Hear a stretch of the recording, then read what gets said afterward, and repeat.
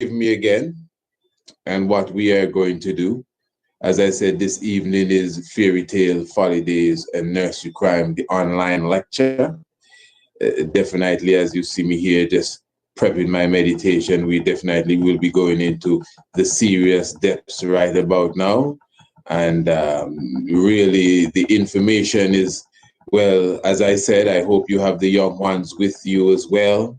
But this is some key information that I know everyone who are going to miss this really are going to miss something very important. Okay, let us begin. As you know, we're here Fairy Tale, Folly Days, and Nursery Crimes, the online lecture being presented this evening. We are half an hour behind the time, but we will make up that half an hour. And let me say before I go too far, as I said, that was something totally beyond our control. If you go, there's an internet company here by the name of INET, I-N-E-T-net. It is under the utility company known as APOA, that's the Antigua and Barbuda Public Utility Authority. They have a Facebook page. If you go on the Facebook page, you would see they have posted a post concerning the fact that their internet has been out all weekend. And you may say, well, you don't have to say that, priest. Well, I do have to say that because some of you in the audience was quite irate with me that I didn't contact you since yesterday. Some of you can't believe this. You expected better of me. And what that shows me, this is why sometimes we need to check our own selves. Babylon cut down. I don't own no internet system nowhere. Babylon cut down. Just like when Moses go up in the mountain, he's staying too long. Where is he? We haven't seen him for 40 days and 40 nights. Let's go and build a calf. And I come across this all the time. And sometimes I got to put people in check. I'm not a machine. I'm a human being as well, just like you. So if you don't hear me for a day, I understand your concern, but please do not come to me in that fashion. I thought better of you. So go and check the Facebook page for INET. You should message them and tell them you thought better of them and put the anger somewhere else. I'm very serious. Sometimes we need to grow up and be a little more vigilant on the battlefield. That's why we have friendly fire and we end up shooting one another, because of the same Babylon system that we're going to be talking about tonight. So basically, what we will be doing, we will be going into the whole esoteric understanding of the subliminal messages, meaning now the message of the sublime. Now, just the term sub, we got to really furnish this. Come on, get comfortable. This is going to be hot. I hope you got everything. Yeah. The message of the sublime. Rastafari. Now, what is taking place here is that everything around you is coded to be decoded. Listen, everything around you is coded to be decoded. Now, I just want to begin here as it relates to this is the presidential seal of the United States government. And on this presidential seal, I hope everyone is seeing this properly. What you would see is the highlighting of the number 13. It stands out. This very same presidential seal can also be seen on the $1 bill.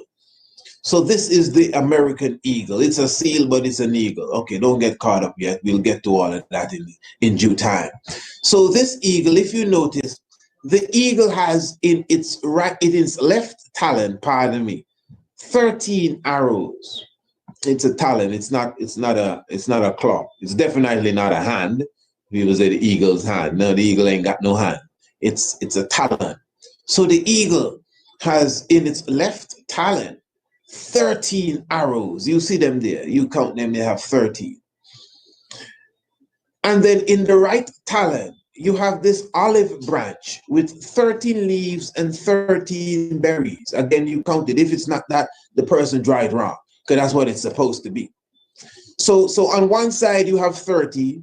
These are instruments of war, by the way, the arrows.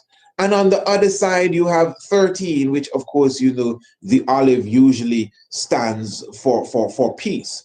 Where you say, well, pass me an olive branch. It's a symbol of peace.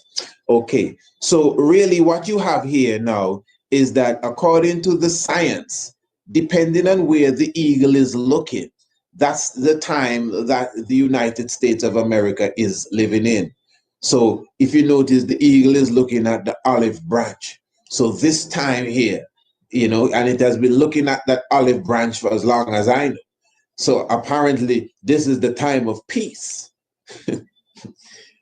I could imagine what would be going on if it was looking at them arrows. But anyway, so you got 13 leaves, 13 berries, 13 arrows. On the breastplate of the eagle, you have the stars and stripes, the bars, and you know. So when you count these stars and stripes, because these bars and stripes really, not the stars up here, we get into the stars, but the bars and stripes, these are the stripes. You see them red stripes there. These are the stripes, the whips, the blood running down the back of the slave. Eh? Yeah, and the bars are the white ones in chain. Eh? Yeah, bars and stripes. Yeah, but anyway, you count the bars and stripes, you got 13 of them as well. So we see the number 13 jumping around. And since we said star, let's just run to the star. And you notice you have a six-pointed star here. And when you count the stars within the six-pointed star, you notice you have 13 stars. This is a serious coincidence, meaning that everything is coinciding. All right. Well, that is okay. There's more. Huh? There's more. What does this stuff in the mouth here? The eagle has a scroll in its mouth. What does it say here? I think it's e pluribus unum. I think that's 13 letters too. Now the feathers within the wings of the eagle is supposed to be 32 and 33, which really tops it off, because 32 and 33 represents the science of the highest degrees of masonry.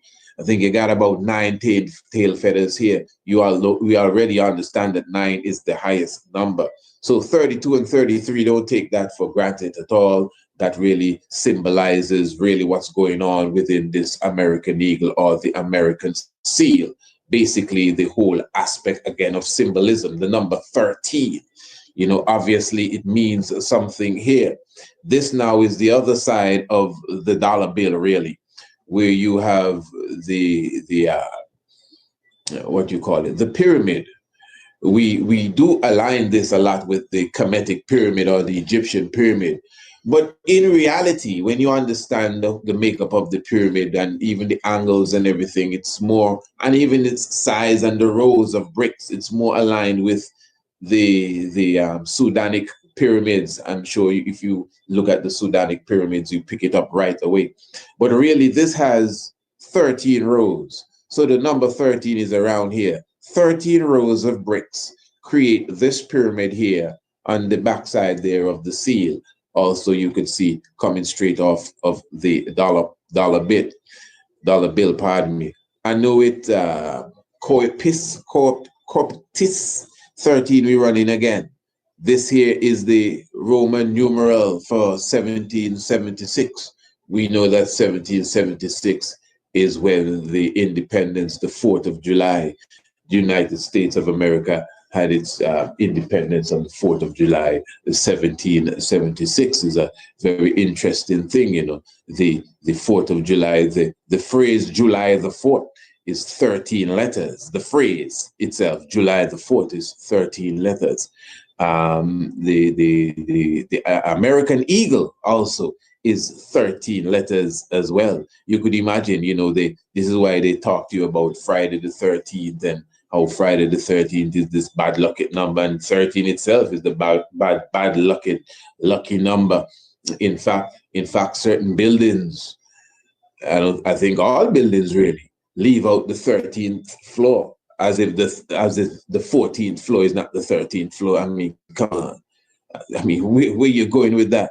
You understand? So that is to show you, but yet still 13 is riddled all over their signs and their symbols with understanding down to their dates and their holidays and holy days.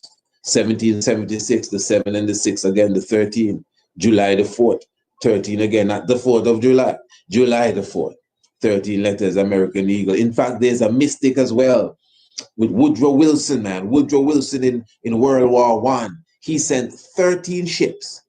If we're not mistaken, it's on the 13th day of June. Check that. He sent 13 ships on the 13th day of June to assist France in the war.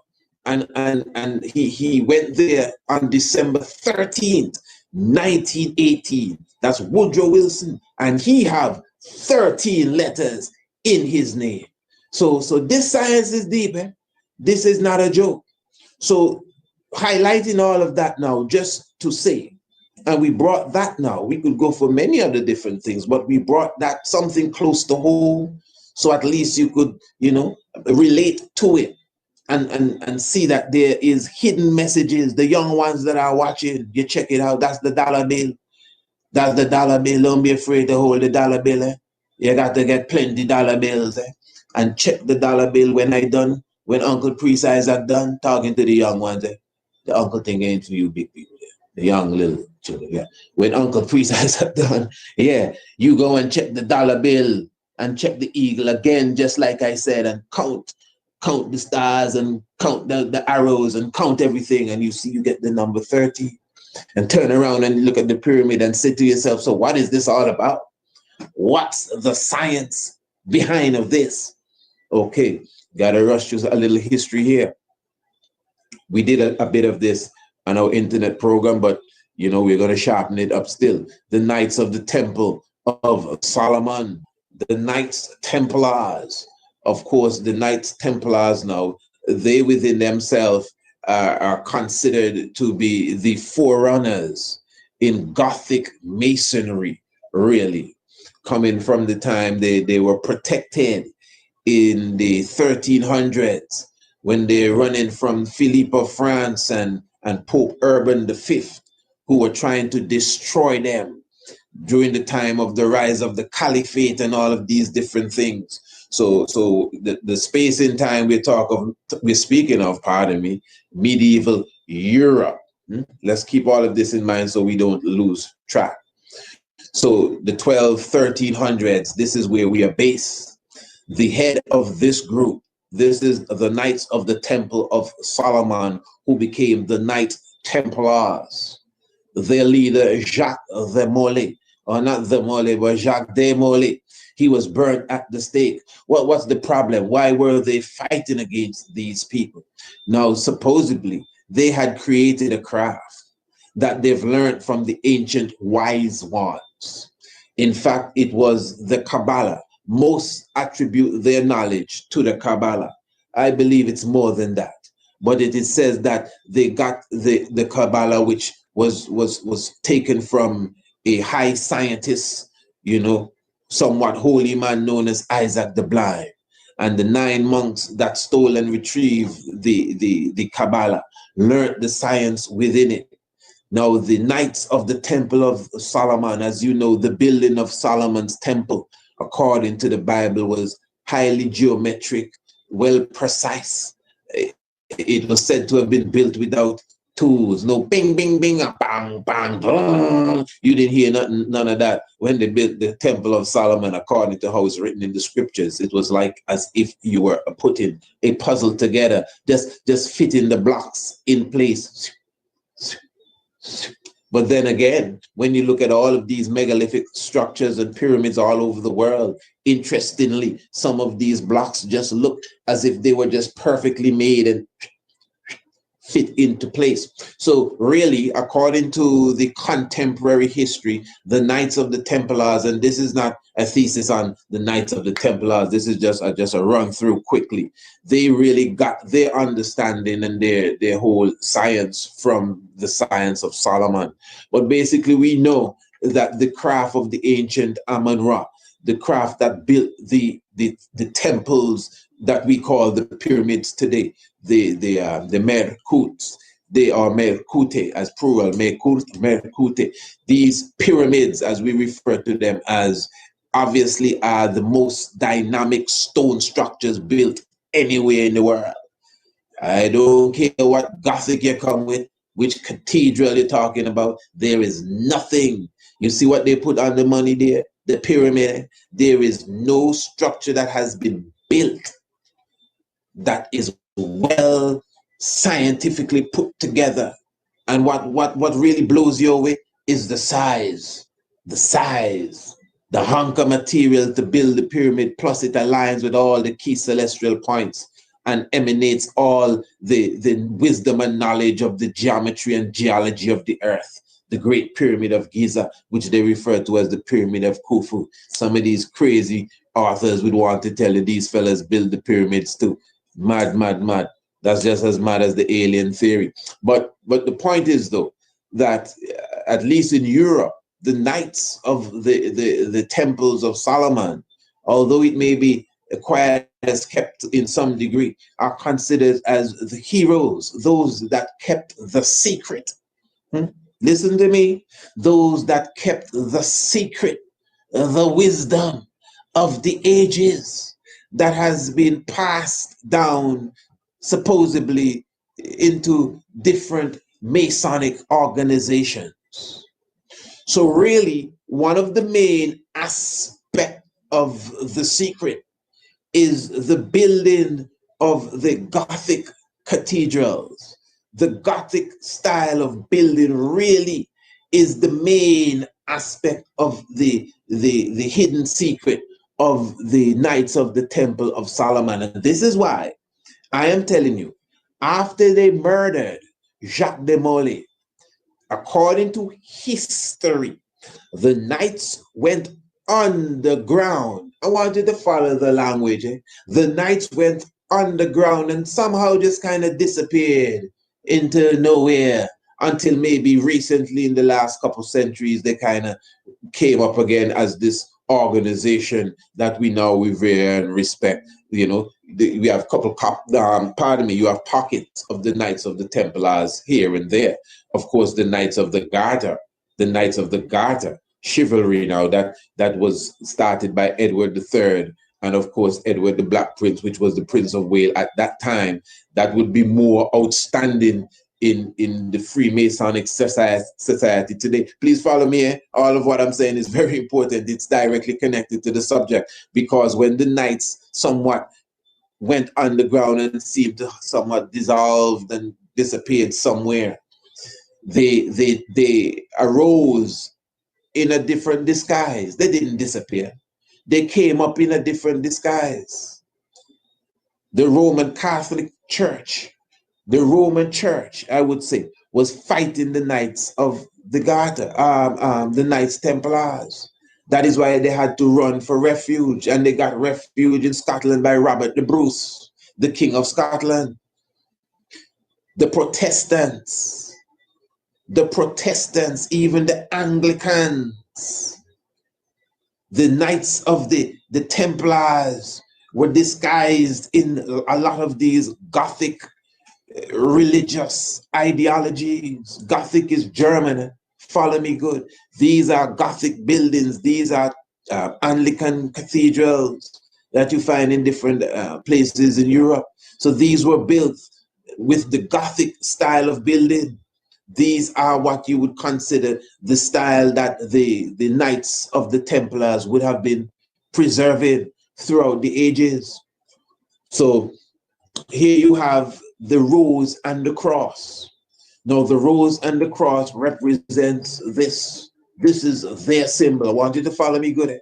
This is their symbol. The red cross is the symbol of the Knights of the Temple of Solomon or the Knights Templars.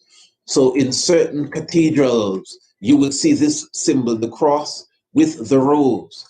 In fact, some of them are so symbolic that you do not see the rose until the 21st of March or the 21st of September, where you have the equinoxes, where the sun rises perfectly due east and the light comes through the window pane in such a way that the rose just majestically or magically, I should say, appear once a year. That's reality. Okay. Uh-oh. Yes, I. So yeah, the Red Cross. See, the rose and the cross is the Rosicrucian. You hear of the Rosicrucian? That's an open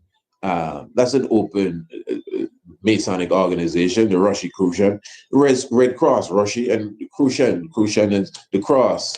The Crucian Saint Croix. If you come from Saint Croix, they say you're Crucian. Christ is cross. Yeah, a lot of Masonic thing in the Virgin Islands too. Eh? Trust me, full of Masonic. You never hear them say, yes, my son, Mason, Virgin Island talking, my son, but that's the next level all it by itself. But enough craft and lodge vibes in St. Croix, St. Thomas, and St. John. I'm telling you, we have studied it. And let's take it from me. We'll get there one day, man. Everything take its time. Let's not rush it. So the cross and the rose is the Red Cross.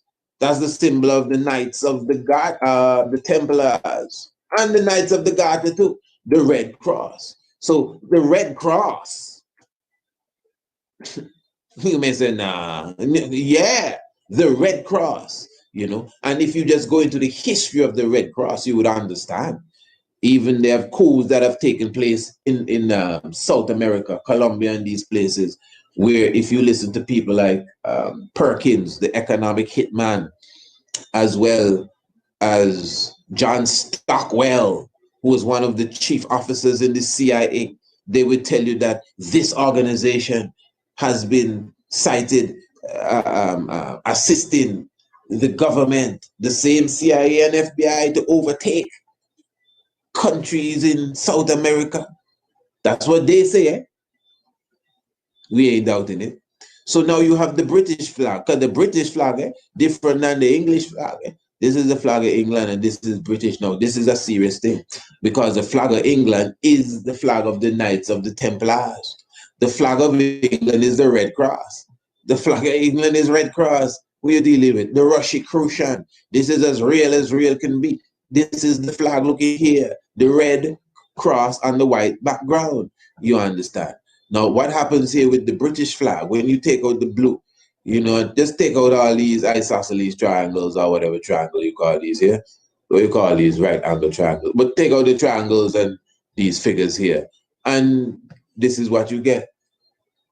And I'm saying all of that to say or to bring to your attention properly the importance of understanding the link with those that are considered to be basically the foundation of this craft, because most of the modern day Masons, I mean, even black folks, will tell you about, Edward III, and they're not going to be telling you about the great Neter Tahuti.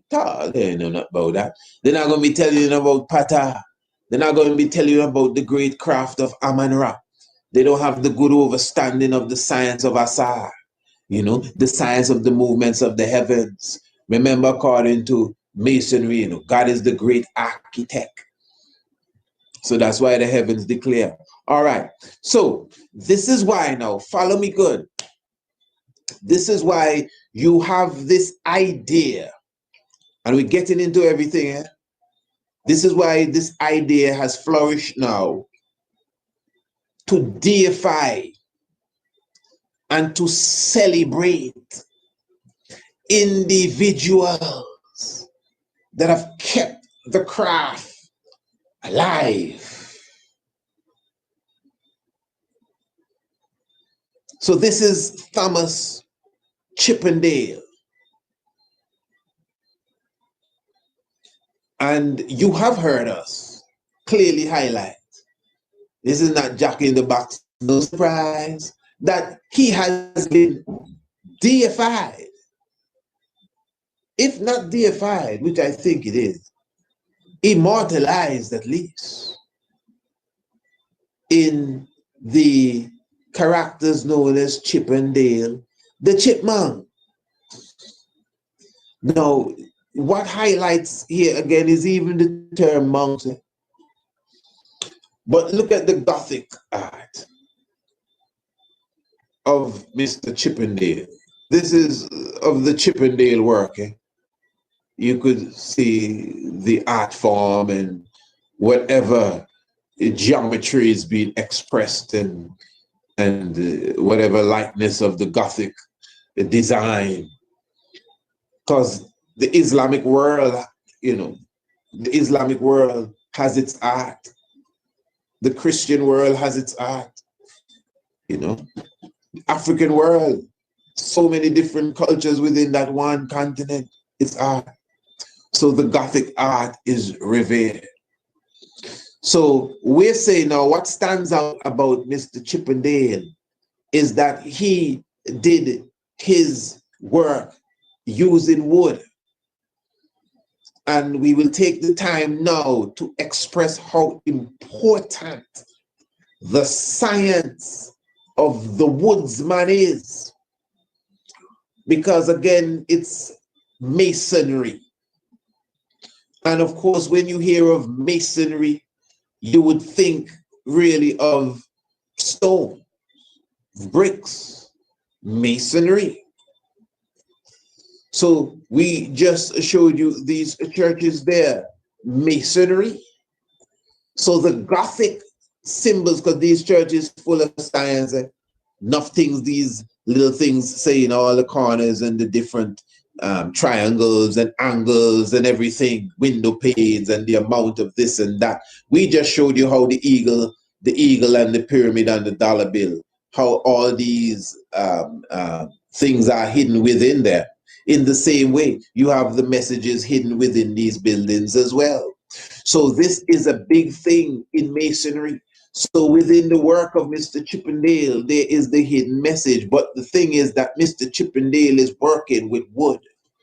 Mr. Chippendale is not working with Masonic tools then.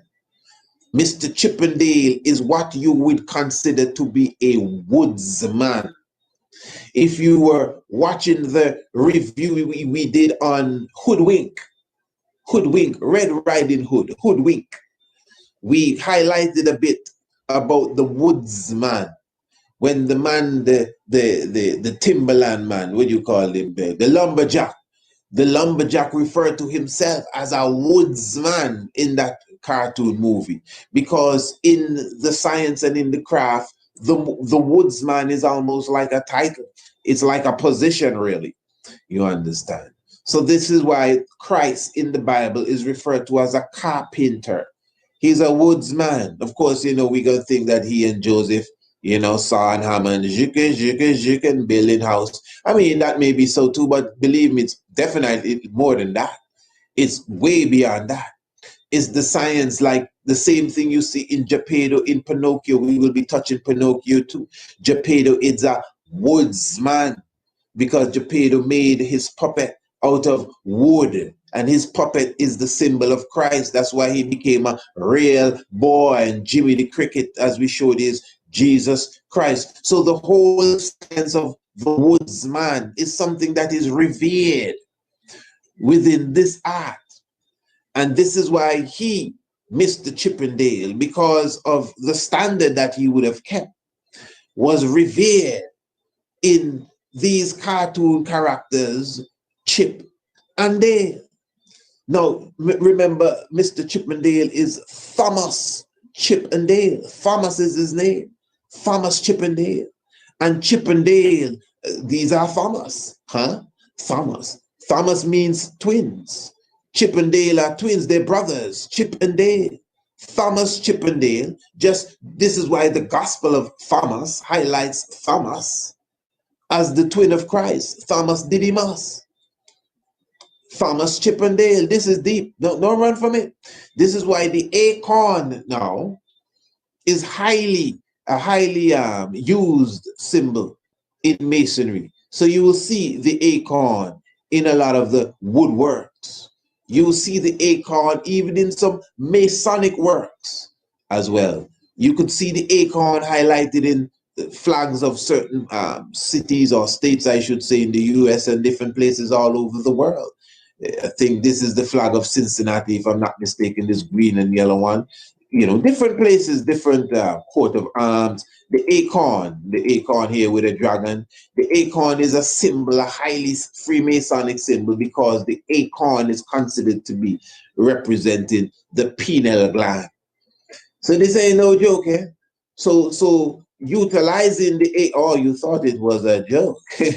Utilizing the acorn, even with these characters. Remember, these characters live in trees. They're chipmunks, chipmunks.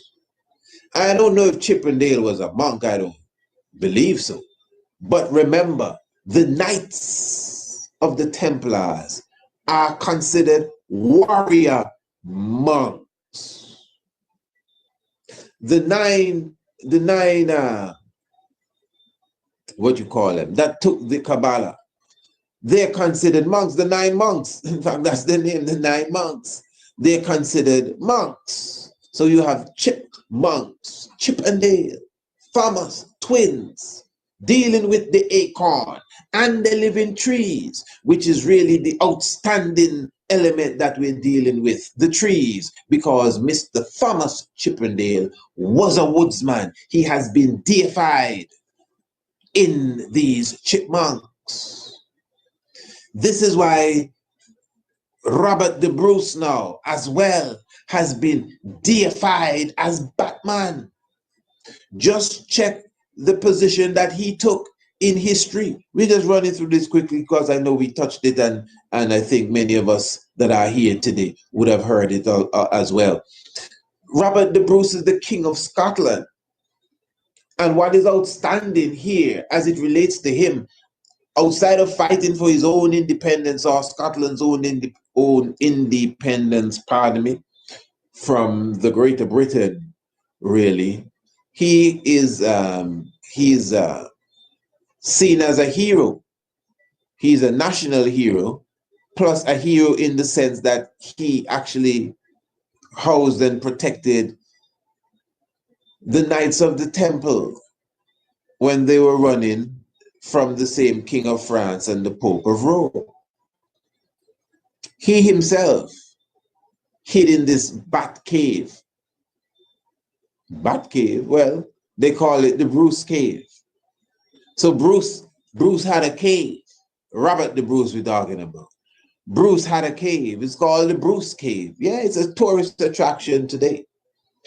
And it said that he hid there during the time of his troubles. And when he was helping his brothers, the knights, he could bring them and hide them in his cave. I guess some of the key ones of them. This is some serious stuff. Remember, the knights went underground, and this is revered history. That's why I took the time to show you how close, the history of the knights is to Britain and England, and it's their flag. I mean, they're still keeping it up, not because they disappeared. These are the Protestants. Follow the history with Henry VIII and these fellas here. They're the ones that broke away from Rome. A lot of that is within this. This is why they celebrate this chivalry so much. So yes, Robert the Bruce, the King of Scotland, as I said, would have utilized his Bruce Cave in time of war. And he's considered as a chief friend to the Knights of the Templars, the keeper of the sacred secret, the keepers of the sacred knowledge, the monks. We big up anybody that backing them, really. So this is why he has been,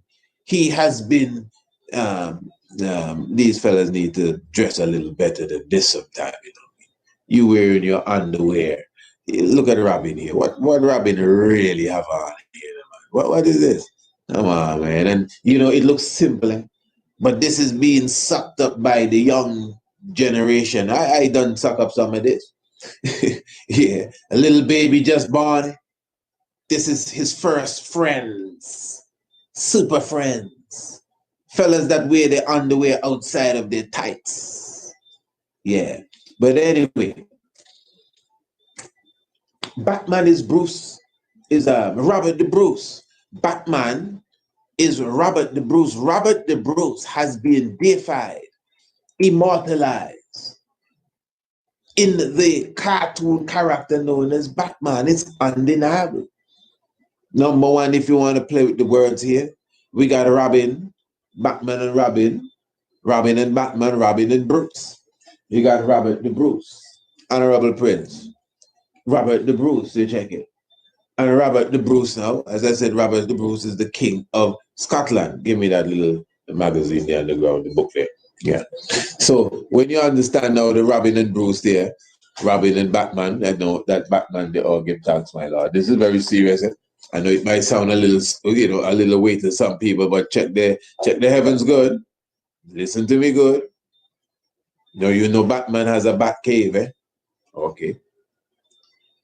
Robert the Bruce has a Bruce cave. Now, first of all, number one, after going through the examples we did before this, it's obvious that something's going on. Yeah, I could not just be making this up. People take the time to create these characters around literal human beings to keep their name alive, even in a subliminal way. That's why we started by showing you the importance of subliminal messages. Mr. Batman is an individual that deals with intelligence. This is why he doesn't have any special superpowers. Any superpowers he has is what he has created. He's a billionaire, so he makes his money.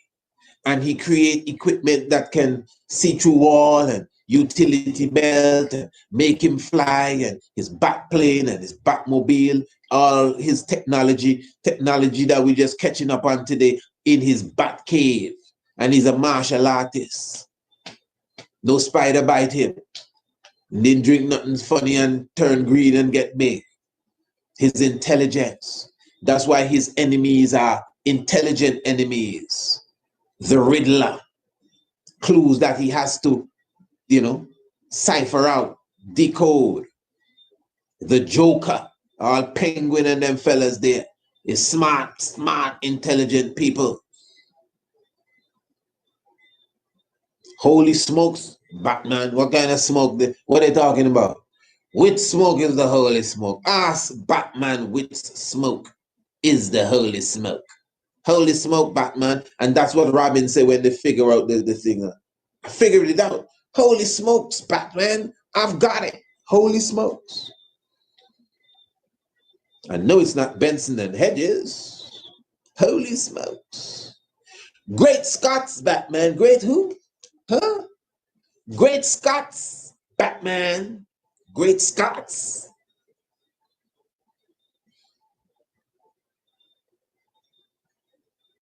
Robert the Bruce is Robin and Bruce. Robin and Batman. Robert the Bruce.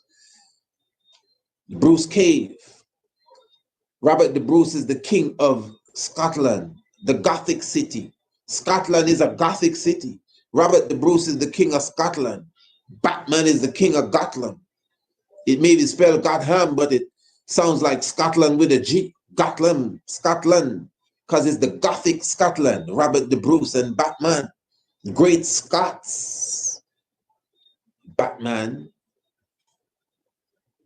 And this is why this is undeniable. And this is why the link can also be made, with Batman and the character known as the Hulk. Because just right off of the box one time, the Hulk's real name is Robert Bruce Banner. That's the Hulk. Hulk named Robert Bruce. That's his name, eh? Robert Bruce. I mean, that alone should make you stand up. Rastafari. Awesome Hulk? No? Okay. Robert Bruce. I mean, we've gone this far. That should at least make you say, okay, let's spend a moment here and figure this one out. Because one of the things you have to understand is the whole concept of infusing. The Hulk alone, there's several Hulks. There's several Hulks. I can't even remember all of them right now, but you got at least 2 gray Hulks and about 3 green Hulks. You know that. All kind of Hulk, mix up Hulk and gray Hulk, green Hulk, Hulk fighting Hulk. How did that happen? So which one of them Hulks is Mr. Robert Bruce Banner? But you see, the Hulk figure the Hulk is considered to be a civilizer. Outside of the Lou Ferrigno kind of thing that we used to watch, the Incredible Hulk. How many of you used to watch Lou Ferrigno? He only turned to the Hulk at the end of the movie, boy. It was not a movie. It was like a episode, a 30 minutes episode. Lou Ferrigno, the Incredible Hulk. Man, if it was like today and you could rewind that to the end, that's the only time the fella turned to Hulk. Last 5 minutes of the movie and need to overturn a few cars and get out of the way, yeah. But anyway, but the Hulk itself, outside of that, the Hulk in the cosmic realms is a character that goes to the different galaxies and forms civilization. He's a civilizer. The Hulk is considered to be a forerunner. I wanted to follow this good. So with the infusing vibes, before we go to that, look, the science is deep.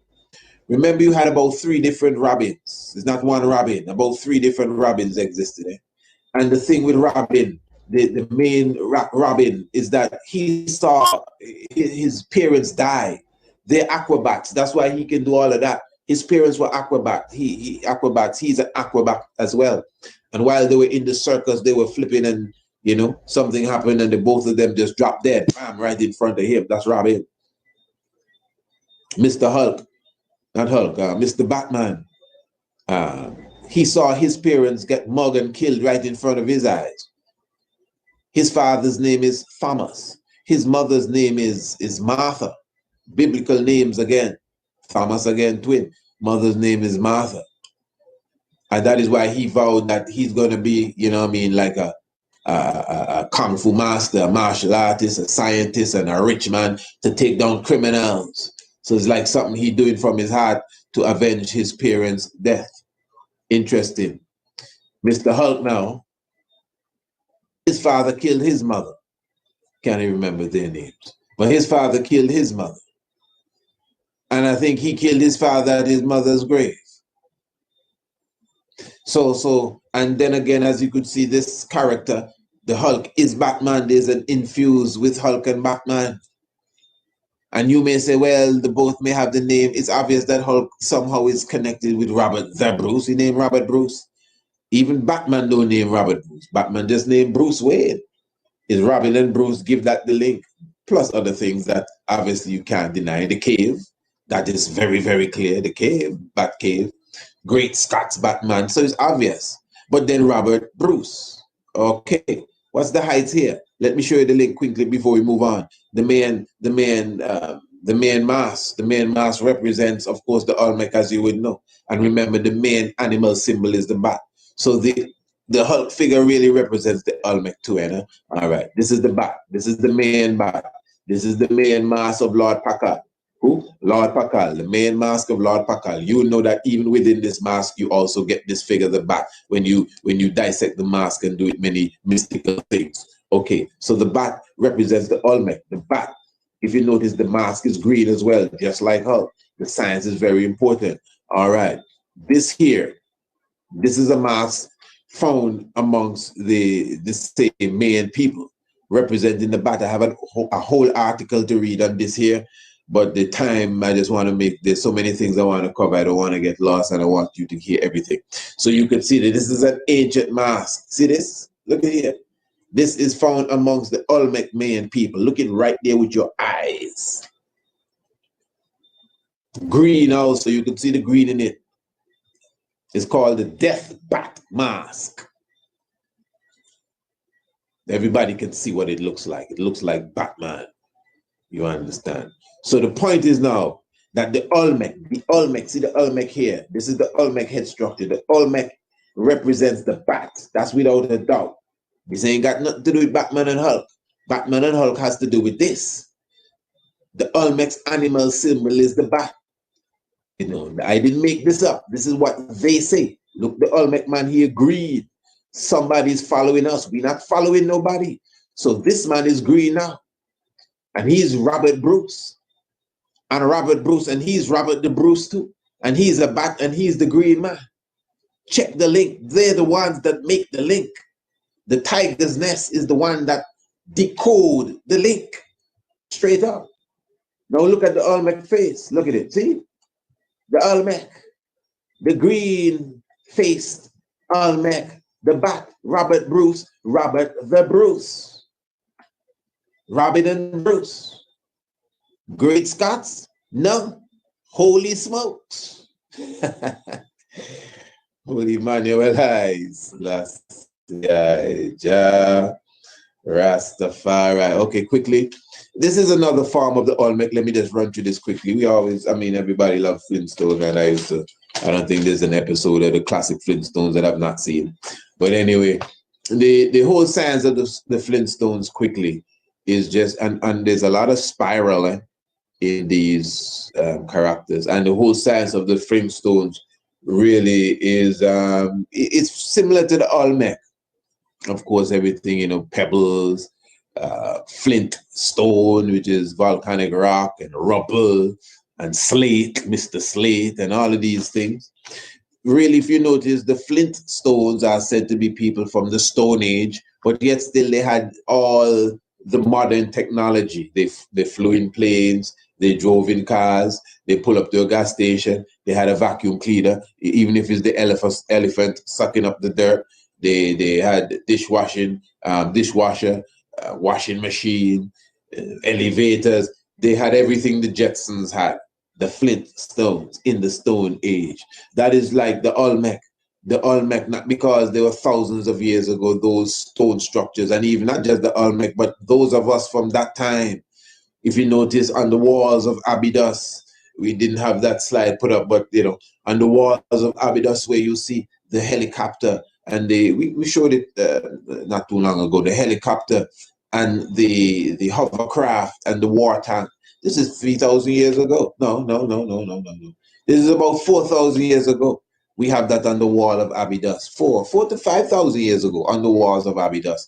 And these are machines that they just invented in the last 50 years, you know. So that is to show you that even though we were so-called in primitive time, because primitive just means primary, means you're the first. In that time, we had all the modernity that you exercise even today, down to air conditioner, and it didn't destroy nature. That is what the Flintstone science is all about.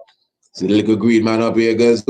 All right, and look at his spiral here. They have a lot of spiral in their artwork, all along to their elbow and everything. All right, let's move on from them people here. Now, slavery is here now. How did slavery come into this? Because we want to break this down on another level and see what's going on. So you have to keep in mind, take a deep breath. In fact, let me see what's going on here. I've been speaking for a while. Let me see how long we're talking here. We want to see how the family, okay, we almost dropping out. And blessed love, you know, since I took that little break there, what I'm going to do is take one realistically here. Of course, you know what you are really watching there, what you are taking in is one of our online lectures. That is Fairy Tale, Folly Days, and Nursery Crimes, the online lecture. As you could see, it's a whole 2 hours long. So we definitely have about the next hour to go. But in the meantime, I just want to highlight again, since as you could obviously see, you see we're dealing with the youths.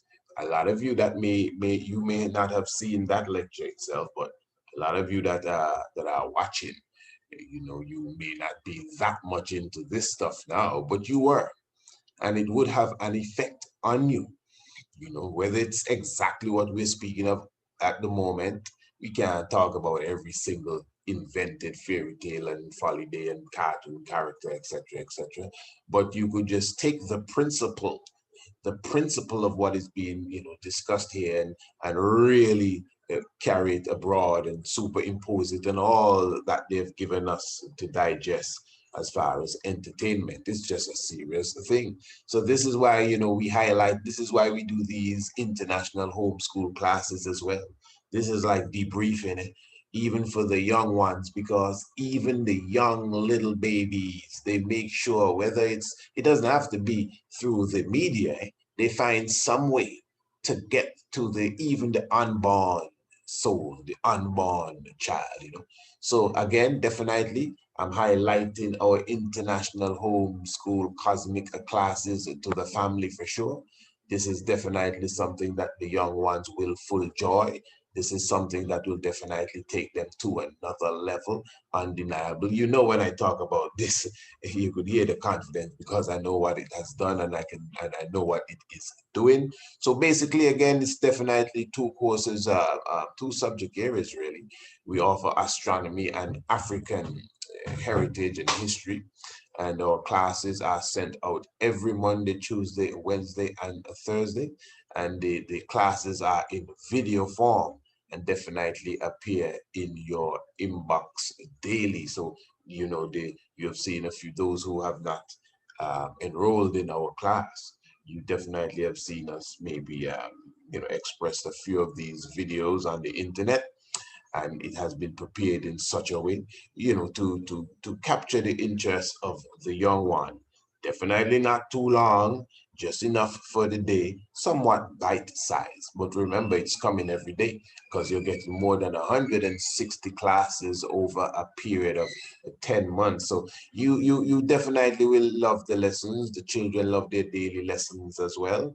Of course, you know, you could definitely contact us for more information. I could send you this specific brochure that you're looking at. It's an electronic brochure. We could just email it to you along with a short video that is giving you more information as it relates to the international homeschool. This is something, as I said, I know you'll definitely full joy. Now, even as it relates to this lecture here, wonderful lecture, Fairy Tale, Folly Days, and Nursery Crimes. As you could see, we're basically halfway through the lecture. So what I'm going to do, I'm going to seal it here, and I'm going to present the rest of it to you. Just give me a few. When I say a few, I just mean a few. It could be a few minutes, hours, or even a few days, or even a few strongs, but I'm going to get the second half of this to you. Don't worry. And remember, this is still available. This is directly coming from the online lecture, but I'm going to give you a little bit of it before we seal, and then I'll bring you the second half. So keep looking out for the second half because it's going to get extremely It's speaking there. interesting. Yeah. Make sure everyone is blessed here. Everyone is blessed. Okay, bam, bam. Wow, that looks like Batman suit just coming in. That's Mike D. Remember to get your chalwa. Angeline N in the house. No joke, I didn't see that coming. That must be the Batman scene there. A lot of traumatic storylines in children cartoons. That's Mike D. A lot to discuss to keep, a lot of disguises to keep Chip and Dale alive. Interesting one. I wonder if that's the rescue agent she's talking about. I see Princess Acacia men in here. They're called isosceles triangles. Oh my, give thanks.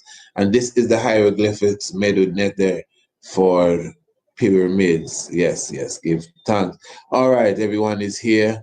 We have about an hour plus to go. I don't want to miss anything on this one. Let me just make sure I'm all right here. Give thanks for the chief of security for the water. All right, Rastafari, I live. All right, so let us continue now. The reason why, before I put that picture back up, let me just talk to the people face to face.